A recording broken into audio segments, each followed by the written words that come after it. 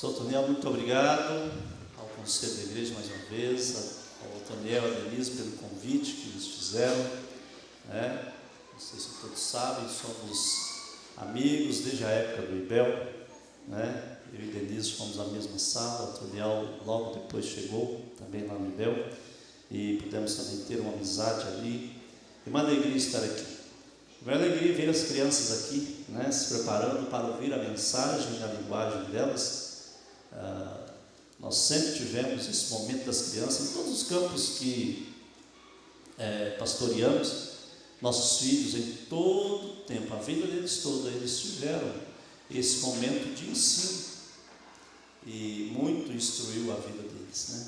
Um ensino bem produtivo para que eles possam alcançar o ensino, né? E se olharmos a nossa própria tradição reformada, nós temos o catecismo maior e o catecismo menor, que é feito para a linguagem das crianças, não é verdade?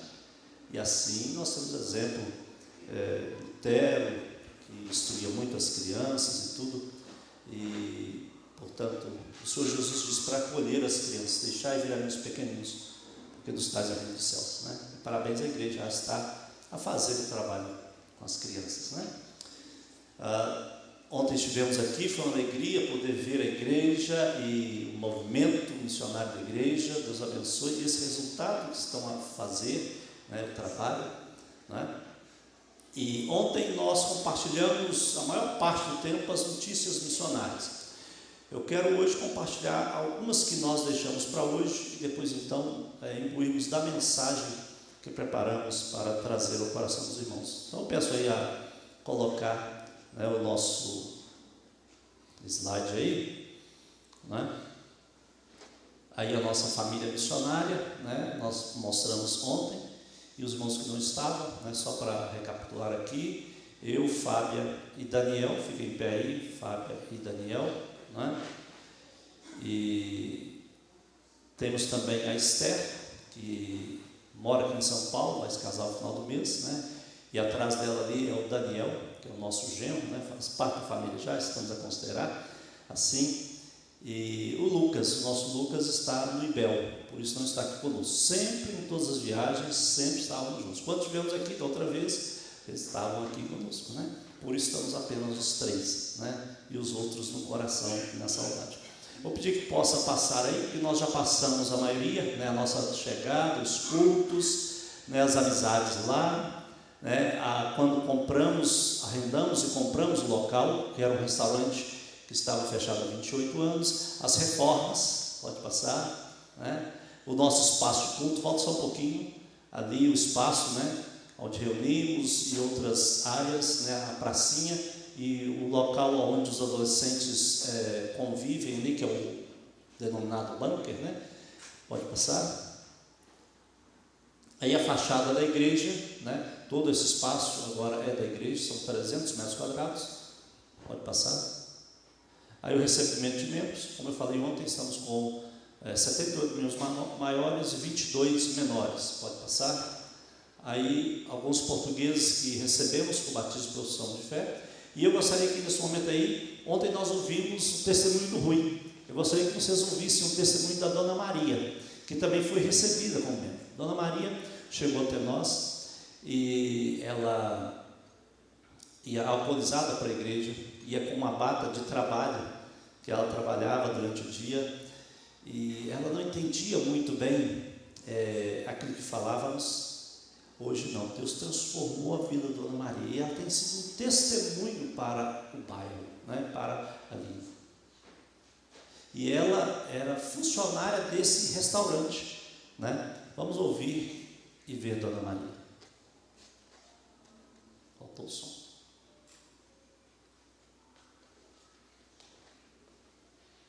Estou muito feliz que foi o meu batismo no domingo. Agradecer também às colegas que também foram batizadas junto a mim e junto de Jesus. A todos, muito obrigada. Não está sabe, como ao marido, seu pastor, e agradeço a Deus que estou muito contente por me encontrar aqui. E bem sempre possa, Jesus me abençoe. A todos. Gosto muito. Depois vim para cá Antes de vir para cá, estava feliz, mas não tanto assim. Agora, desde que vim para cá, sinto-me muito feliz, muito mesmo, muito com Jesus. E sinto-me sempre muito bem. A vida parece que me corre sempre às mil maravilhas. O Senhor me abençoe a minha paz. E quando ela chegou, quando eram os dias de ceia, ela levantava-se para tomar ceia e nós falávamos: Maria, a senhora ainda não pode. E por muitas vezes a gente teve que explicar a ela. Depois a gente foi vendo a mudança. Ela começou a corrigir outras portuguesas que estavam se levantando para tomar a ceia.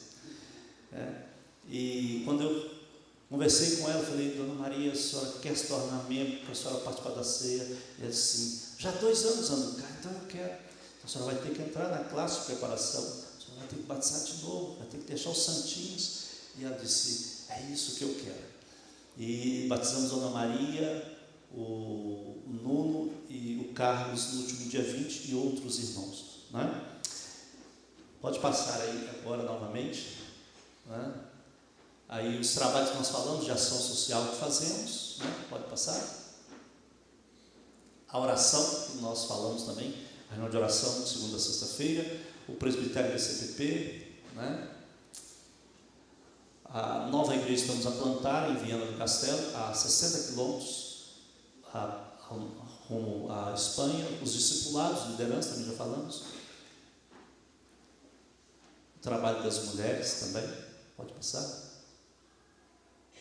E falamos sobre o Kids Camp. O Kids Camp é um trabalho com as crianças e temos usado muito a pracinha em frente da igreja e uma máquina de algodão doce que compramos. Os portugueses, as crianças que estão ali a conviver, eles vão e acabam se interagindo com as nossas crianças e nós temos a oportunidade de falar do Evangelho para eles. No último Kids Camp, que é a EBF, um senhor chegou com o seu netinho e percebi que ele estava ali, e logo chamei ele para brincar e depois fiquei muito tempo conversando com o avô dele, que mora próximo ali, e depois conversando, falei assim: o trabalho que vocês estão fazendo aqui é muito bom. Ajuda as crianças a não irem para as drogas e tudo mais. Então a gente percebe assim que eles estão a nos observar. Lembra da palavra da dona Naí? Todos estão a nos observar, não só na nossa rua, mas ao entorno da igreja. Ora para que a gente continue dando testemunho do Senhor Jesus, né? E ali as nossas 2 portuguesas ali, pode passar. Aí o Connection, que eu também já mencionei para vocês, né? É um trabalho para os jovens. E aqui o nosso, a igreja é uma igreja multicultural. Nós temos 9 nacionalidades. Então nós temos de Guiné-Bissau, Chile, Estados Unidos, Irã, Portugal, Coreia do Sul, Vietnã e Moçambique. Esse moçambicano, Belchor, ele chegou à igreja e foi convidado pelo Raigon. O Raigon é presbítero, era presbítero em Manaus, está fazendo mestrado lá em Portugal. E o Raigon é uma bênção de Deus, ele testemunhado do Evangelho. E ele começou a frequentar a igreja. E um dia ele chegou para mim: pastor, lá em Moçambique eu era militar e alta patente. Eu ficava sempre cuidando da estratégia de guerra para matar pessoas. Aqui eu só ouço falar de paz. É totalmente diferente. Pastor, o que eu faço para ser batizado? Eu disse para ele: nós vamos preparar você. E assim com outros também. Essa daqui é budista, ela e a mãe, né? E esse aqui é católico. E essa aqui é a Mitra. Eu quero apresentar a Mitra para vocês. A Mitra do Irão, ela se converteu ao cristianismo. E a história dela começou lá quando era muito agredida pelo esposo. Ela se separou, mas ela perdeu a guarda da filha. E um dia ela viu o filho de Jesus, como ele tratou a mulher adúltera. E ela falou assim: esse Jesus então pode me perdoar? E quando ela viu um grupo de cristãos na ilha do Chipre, quando ela esteve lá, ela então creu em Jesus. Quando o ex-marido dela ficou sabendo, bateu muito nela, quebrou o seu nariz. Ela teve que refazer o seu nariz. A Mitra, então, foi para Portugal e ela tinha muito desejo de entrar na igreja cristã, mas ela tinha medo. Até que um dia ela foi no aniversário de um ano da igreja. Quem estava a pregar lá era o doutor Elias Dantas, aniversário de um ano. E ela achou que era aniversário de um ano de criança, ou aniversário de casamento, que um irmão tinha convidado ela para ir. E quando ela chegou lá, que ela viu que era uma igreja, ela falou: isto não é um aniversário, uma família? Isto é uma igreja? Sim, isso é uma família, uma grande família de Deus. E a Mitra então começou, e Fábia começou a conversar com ela. Ela não sabia falar português. Ela testemunhou que aprendeu a falar português, porque ela sabia que Fábia estava falando de algo muito importante sobre Deus, que ela queria ouvir falar isso. Ela fala 7 idiomas. E agora nós somos muito felizes, porque ela também quer ser batizada. E se Deus quiser, esse ano, a filha dela vai para Portugal. E ela vai poder ter a guarda da filha de novo, estar com ela. Vamos ver e ouvir o vídeo da Mitra? Ela vai falar um pouquinho para nós.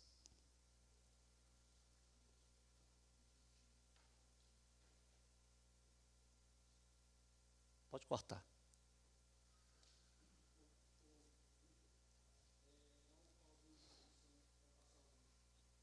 Isso. Só por questão de segurança, né?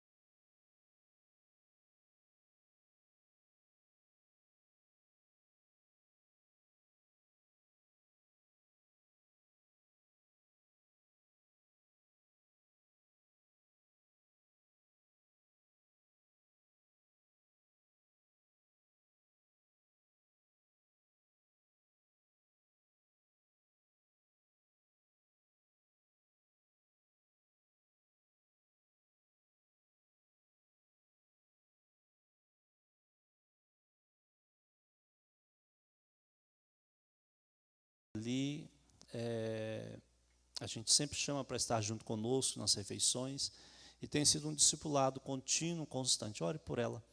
Ela está a evangelizar a sua família.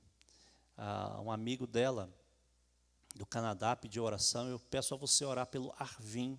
Ela pediu oração, um menino de 10 anos, está com diabetes.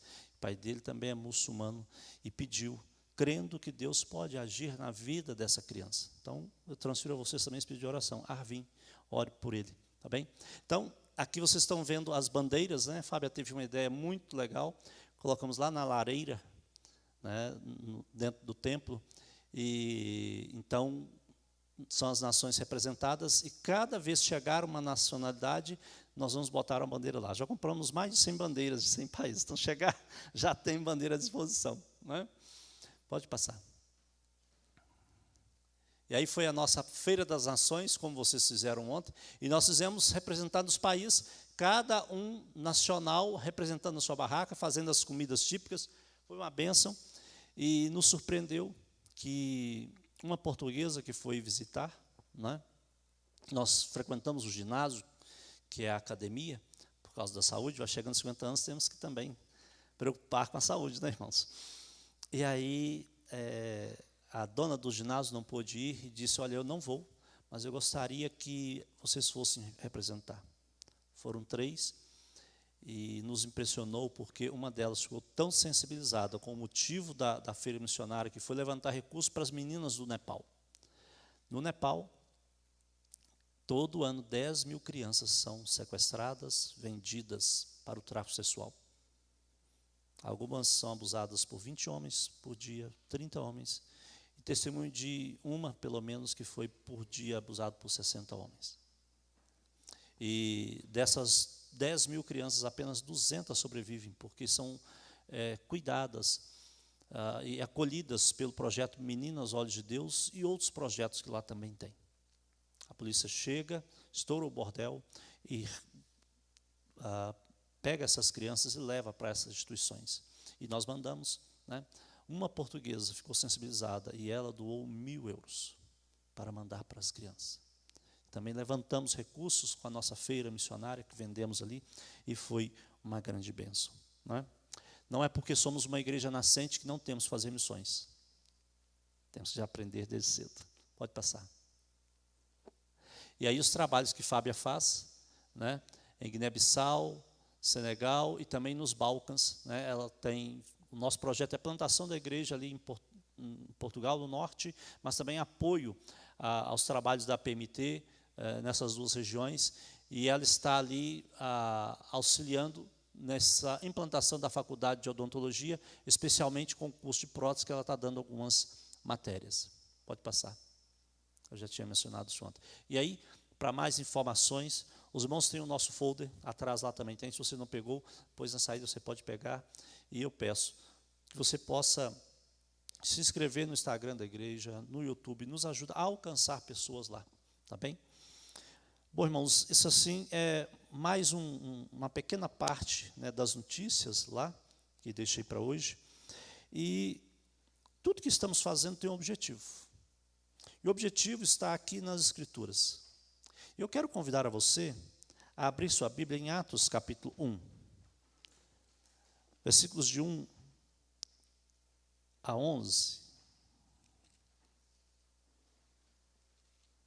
que diz-nos assim, Atos 1, de 1 a 11.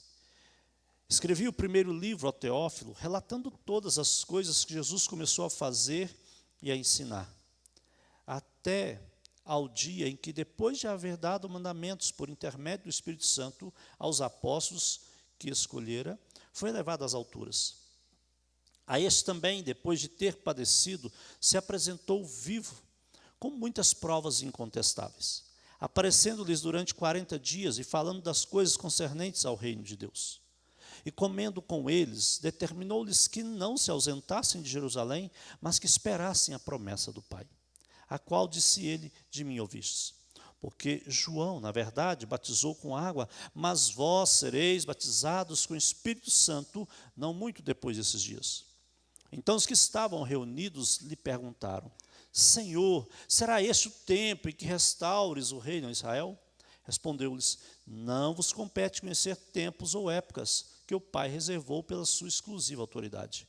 Mas recebereis poder ao descer sobre vós o Espírito Santo, e sereis minhas testemunhas, tanto em Jerusalém, como em toda a Judéia e Samaria, e até os confins da terra. Ditas essas palavras, foi Jesus elevado às alturas, à vista deles, e uma nuvem o cobriu dos seus olhos. E estando eles com os olhos fitos no céu, enquanto Jesus subia, eis que 2 varões vestidos de branco se puseram ao lado deles, e lhes disseram, varões galileus, por que estáis olhando para as alturas? Esse Jesus que dentre vós foi assunto ao céu, virá do modo como vistes subir.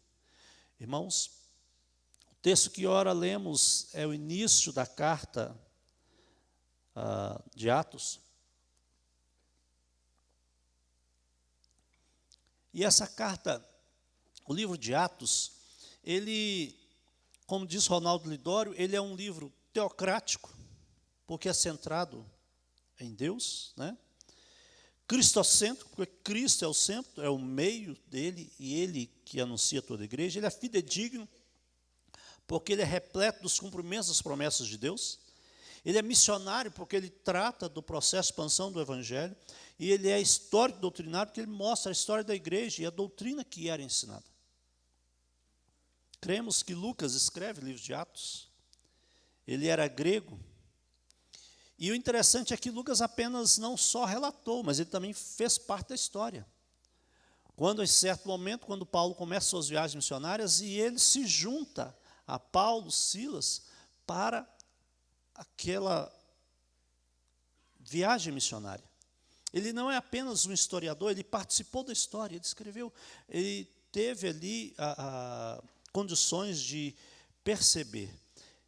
Ele escreve essa carta e ele cita aqui Teófilo, né? Falando, olha, eu relatei todas as coisas que Jesus começou a fazer, a ensinar. Provavelmente esse Teófilo tenha sido um patrono abastado, alguém que talvez patrocinasse a escrita de Atos e do Evangelho de Lucas, né?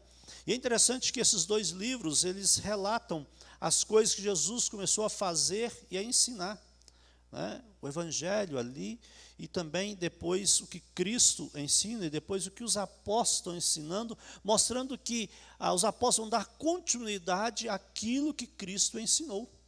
Ele começa aqui no capítulo 1, ainda Jesus presente deles, ressurreto, mas mostrando que esses discípulos puderam pregar o Evangelho. E eu quero perceber aqui com os irmãos que a igreja é uma agência de missões.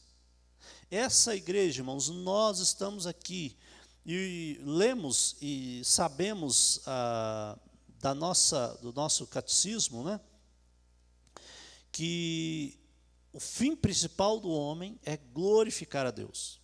E realmente, a igreja precisa glorificar a Deus, porque esse é o fim que Deus nos chamou. Mas a igreja tem uma tarefa.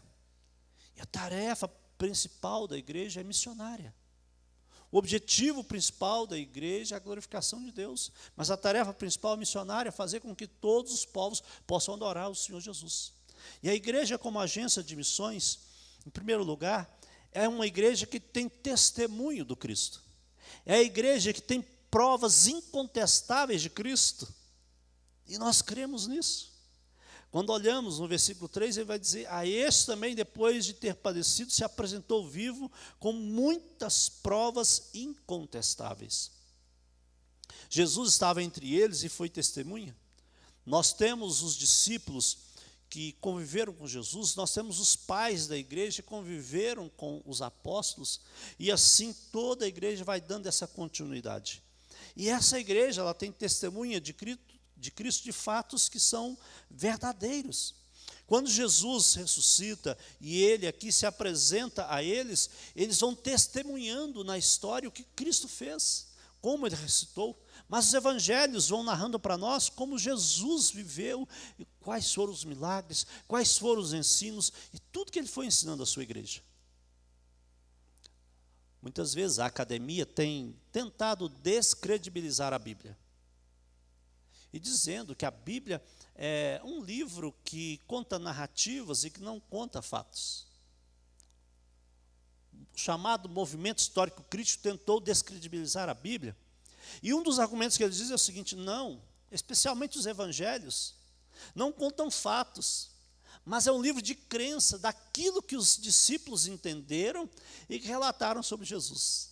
Isso não é verdade, irmãos? A Bíblia são fatos que foram narrados porque aconteceram. Um dos princípios que temos é que a Bíblia é inerrante. A Bíblia é a palavra de Deus. Nós precisamos continuar crendo naquilo que a palavra diz, quando, por exemplo, ela diz que Deus criou Adão e Eva. Não são mitos. Deus criou o homem pela sua palavra. Deus fez o mundo em 6 dias. Mas é impossível, porque tem as eras, e alguns tentam compatibilizar as eras com a criação. Eu creio piamente, foram 6 dias literais de 24 dias. Você pode discordar, mas eu creio, eu tenho essa confiança na palavra de Deus. Creio piamente nisso, não tenho dúvida. Meu coração sempre se acende em alegria em confirmar isso. Pode vir qualquer doutor ou qualquer especialista dizer outra coisa, eu creio no que está escrito. E quando olhamos para Gênesis 1, nós vemos lá, Deus fez o sol para que ele regesse os dias, eras, meses e anos. Quando Deus criou todas as coisas, Ele criou o tempo. Quando foi que o tempo foi criado, então? E Ele estabeleceu dias de 24 horas. São provas incontestáveis desde a criação.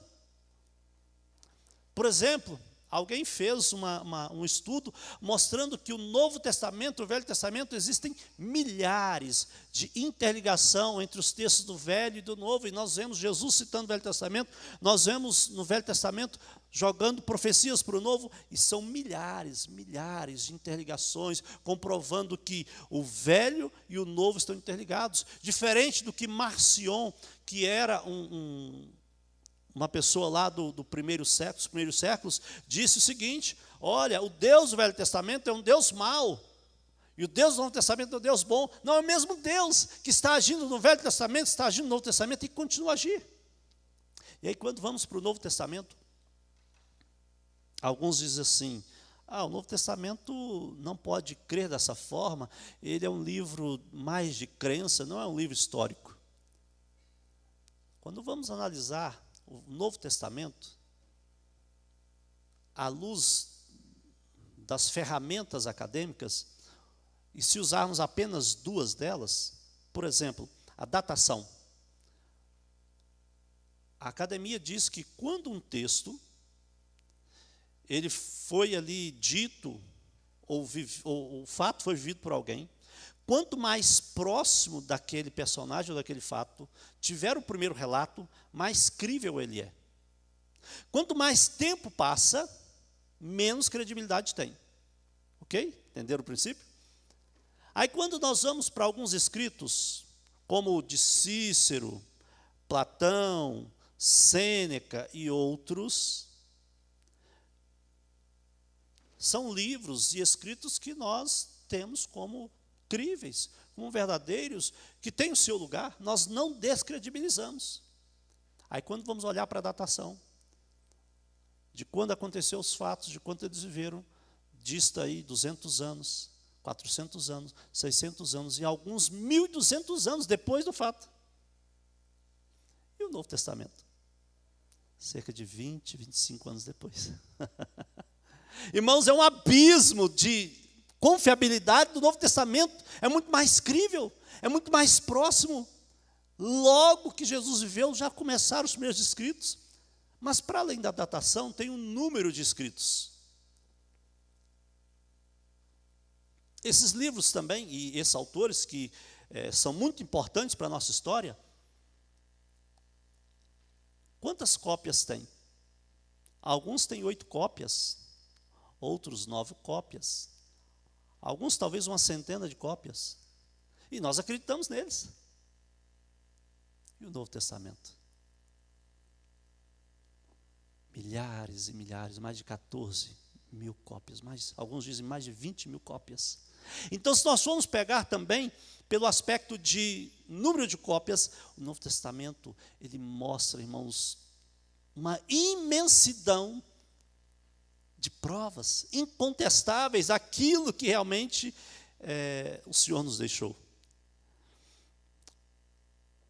Um homem que era um detetive, ele usava o método forense para avaliar, e ele fazia muito esse método para aplicar a crimes e tentar pegar pistas. Ele usou o mesmo método forense no Novo Testamento.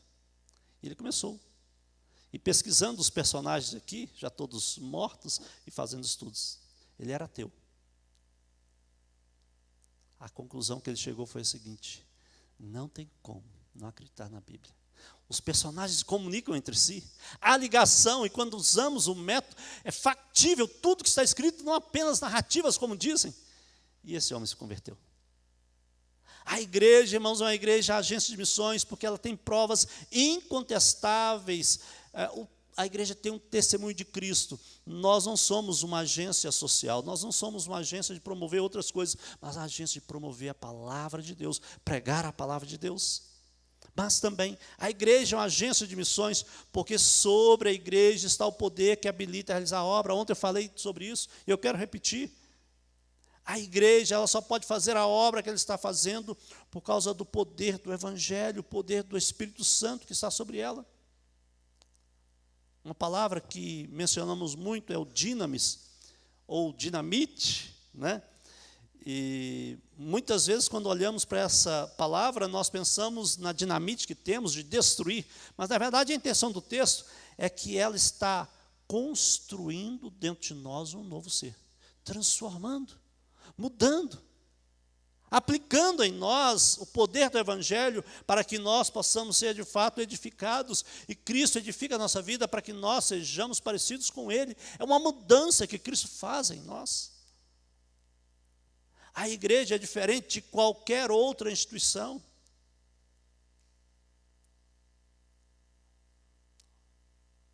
A igreja tem o Espírito Santo e ela realiza as obras pelo poder do Espírito Santo, porque nós não temos capacidade de converter ninguém.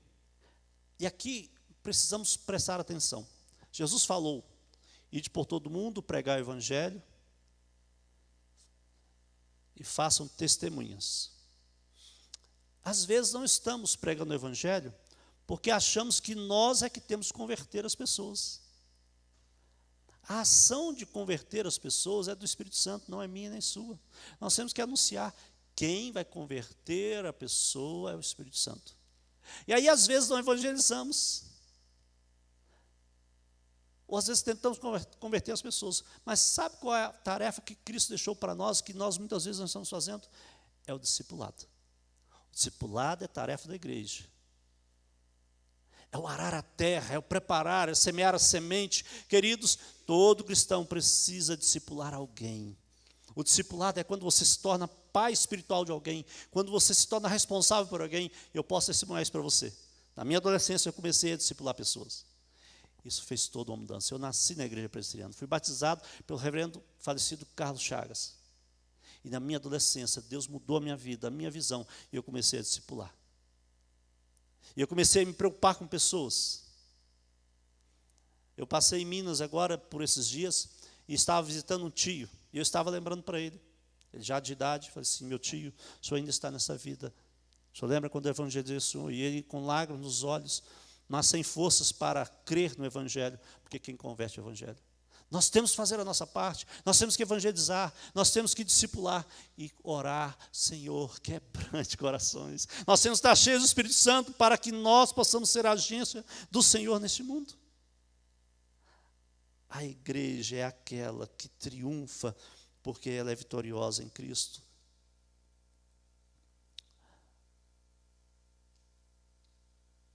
Quando em Atos 1:8 disse que o poder de Deus desceria sobre a igreja, ele está dizendo que eu vou com vocês todo o tempo. Em Mateus 28, quando ele diz: eis que estou convosco todos os dias até a consumação do século. Ali, irmãos, é uma chamada de Deus para que nós proclamemos o Evangelho. E aquele que está imbuído da missão de proclamar o Evangelho, Deus está abençoando para que ele possa fazer a vontade do Senhor e pregar o Evangelho. Mas essa igreja, que é a agência missionária, ela tem o testemunho, as provas incontestáveis, ela tem o poder de Deus que habilita a fazer a obra do Senhor em todo o tempo, mas também essa igreja é a agência de testemunho do Evangelho de Cristo e do reino de Deus, e não de si mesma. Quando olhamos para o texto, ele diz que seriam testemunhas, e ele diz assim: sereis minhas testemunhas. A igreja não tem que ser uma agência de proclamação de filosofias. A igreja não tem que ser uma proclamação de autoajuda. Olha, venha para cá que você vai ganhar dinheiro. Não é isso, nós não somos uma agência de promoção de empregos ou qualquer coisa que seja.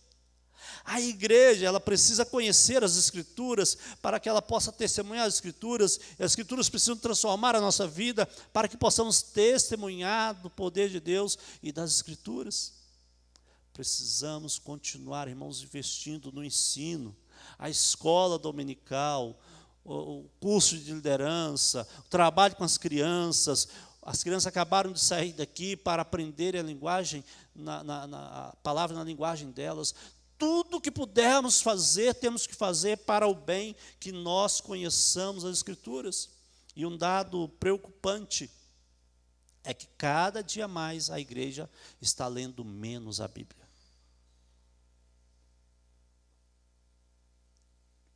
Eu me lembro que na escola dominical eu aprendi a sequência dos livros da Bíblia na escola dominical. A minha professora de escola dominical e a nossa igreja lá em Dom Cavate, uma pequena cidade lá no interior de Minas Gerais, na torre tinha salinhas e nós gostávamos de subir nas salinhas, né? Então a gente começava na primeira salinha, depois a segunda, a terceira, e a gente queria crescer para chegar na terceira salinha, que era o máximo para a gente. Eu me lembro, na segunda salinha, a professora Jerusa. Hoje ela mora lá em Rondônia, há muito tempo. E ela fez conosco uma atividade. Ela dava uns peixinhos desenhados na cartolina e escrevia o nome dos livros. Gênesis, Êxodo, Levítico. E todo domingo a gente decorava os livros. Só ganhava Apocalipse se falasse todos os outros de cor. Foi assim que eu aprendi. Aprendi a manusear. Esse é um princípio. Mas as histórias de Paulo, as histórias de Jesus, fui aprender na escola dominical. A igreja precisa conhecer as Escrituras porque ela precisa testemunhar. Todo crente sabe dizer: Jesus te ama, Jesus morreu na cruz. Pronto, nós podemos testemunhar, nós precisamos crescer ainda mais, a conhecer o Evangelho. Irmãos, uma das coisas que nós reformados temos é conhecer as Escrituras. A igreja presbiteriana, ela tem como parâmetro a explicação das Escrituras para que as pessoas possam conhecer.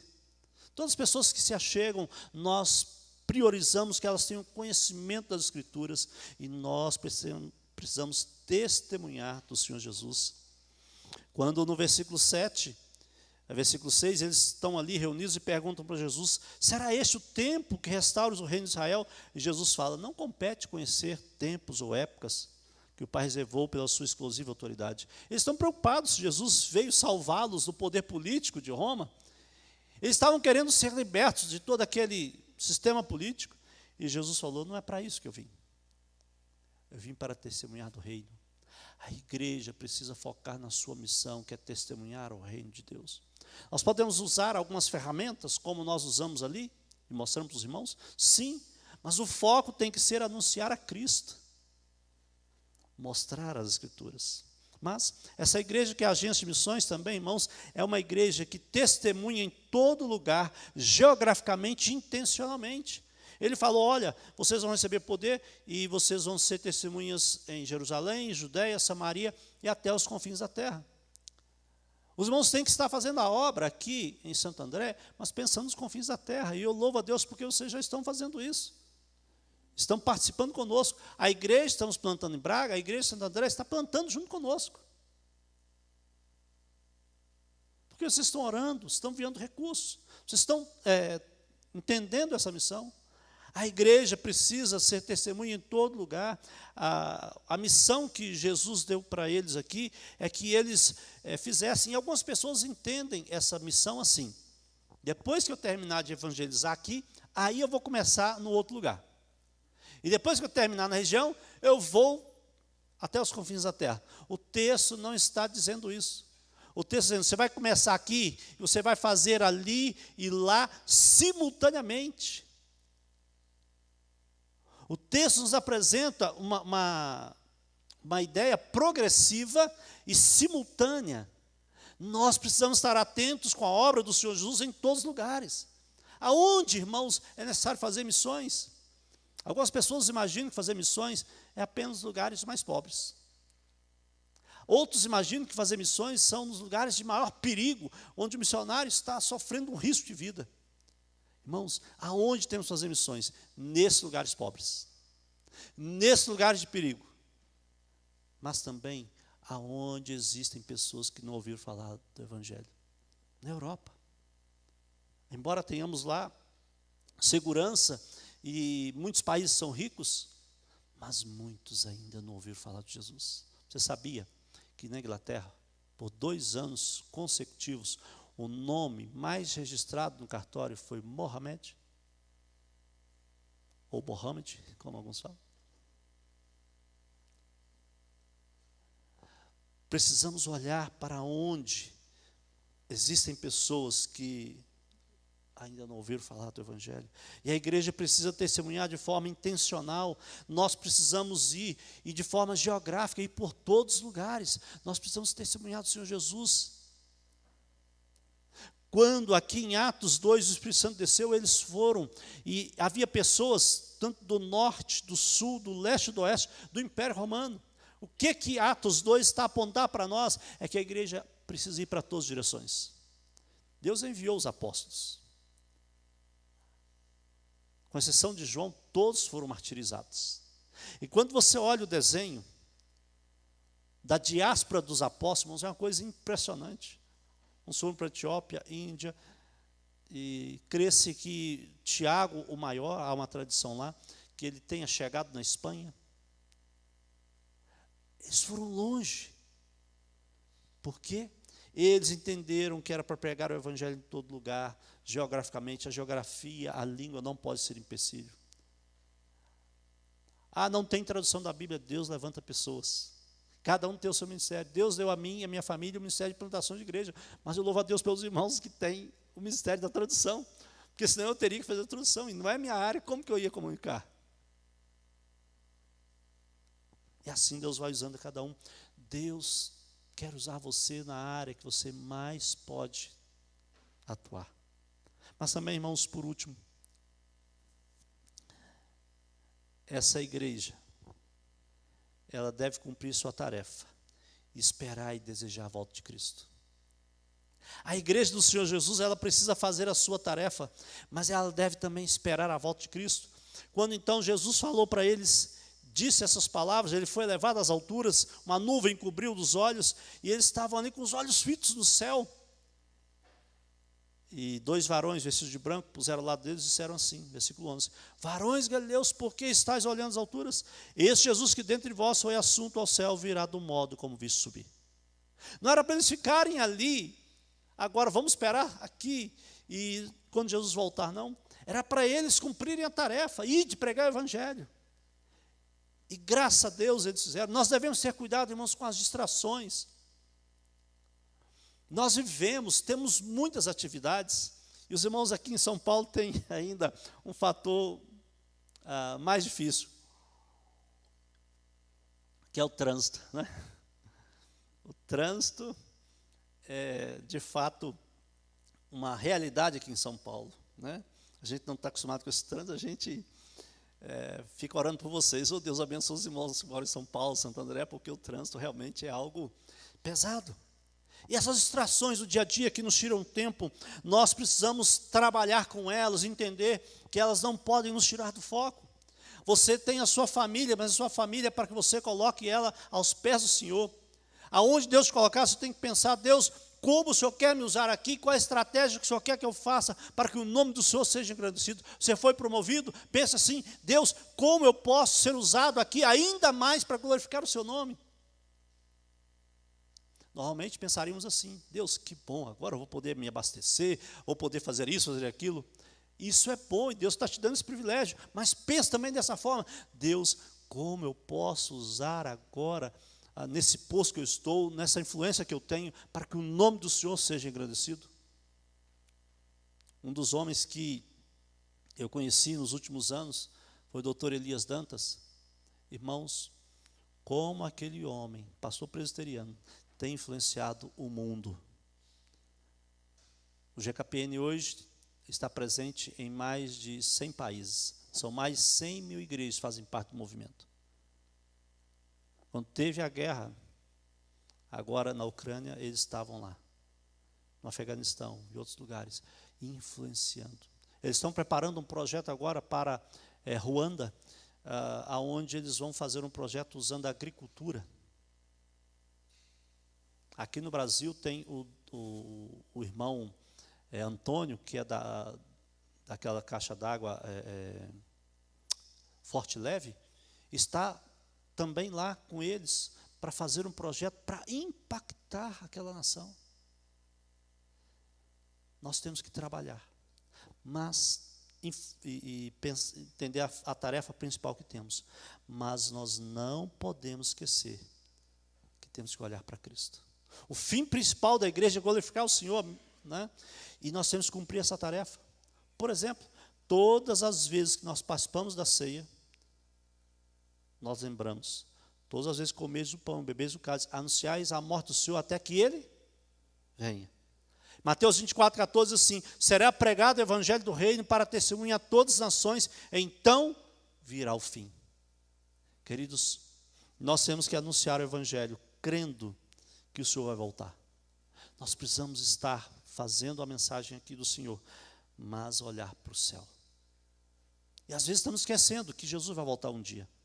Às vezes vivemos dias, meses, anos e anos, e achamos que a nossa vida será, e nós veremos aqui como se fosse eternamente nessa terra. Não. Jesus vai voltar. Jesus quer que a igreja possa se preparar, mas a igreja possa evangelizar, crendo que Jesus vai voltar. O texto de Mateus 24 diz: será pregado o evangelho do reino para todas as nações, então virá o fim.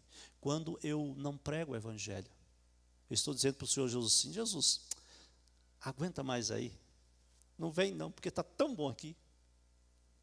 Queridos, temos que pensar diferente. Senhor Jesus, venha logo. Como Paulo diz, para mim viver é Cristo e eu morrer é lucro. Nós temos que ter essa certeza, temos que ter essa convicção de que o Senhor nos chama para que possamos viver. Portanto, irmãos, que Deus possa abençoar. A igreja é uma agência de missões. E não se esqueça, missões, ela faz parte da igreja local. Não é obra distante. Quem envia o missionário é a igreja local, não a agência missionária. Ela é apenas uma ponte. E há outro mito que alguns pensam o seguinte: o missionário faz a obra mais importante. Queridos, não se enganem.